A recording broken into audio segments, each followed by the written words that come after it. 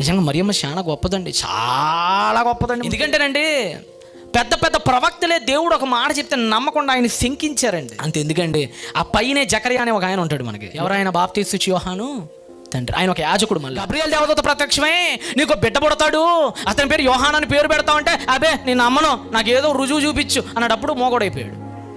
అంటే ఏదైనా ఒక యాజకుడు అయ్యుండి నువ్వే నమ్మకపోతే పట్టుబడి 25 ఏళ్ళు లేని ఒక చిన్న స్త్రీ ఆమె ఎలా నమ్మిద్ది? మరి అంతే నమ్మింది, అందుకే మరియమ్మ బ్లెస్డ్ అయింది. ప్రపంచంలో చాలా మంది దేవుని శంకించారు, ఒక మాట చెప్పినప్పుడు నమ్మలా. హిజ్కియా దగ్గరికి వచ్చి నీకు రోగం పోతున్నాడు, హిజ్కియా నమ్మలా. నాకు ఆ గడియారాన్ని 4 నెట్లు వెనక్కి పంపి అన్నాడు అంతే. గిజ్జోన్ దగ్గరికి వచ్చాడు, గిజ్జోన్ నమ్మలా. గొర్రె చర్మం వేసి దీని మీద మంచు కావాలంటాడు ఒకసారి, లేదు పొడిగా ఉండాలంటాడు ఒకసారి, నమ్మలా. ప్రపంచంలో అందరూ శంకించి దేవుడి నుంచి ఒక సూచన క్రియను అడిగిన వాళ్ళే. కానీ మరియమ్మ ఒక్కటేనండి బైబిల్ గ్రంథ చరిత్రలో సూచక క్రియ అడగకుండా తలకాయ దించేసి నీ చిత్తం ప్రభు ఎలాగైనా చెయ్యయ్యా అని అడిగిన అతి గొప్ప స్త్రీలలో ఒకే ఒకటండి, పురుషులను మించిపోయిందండి ఆ విషయంలో మా తల్లే.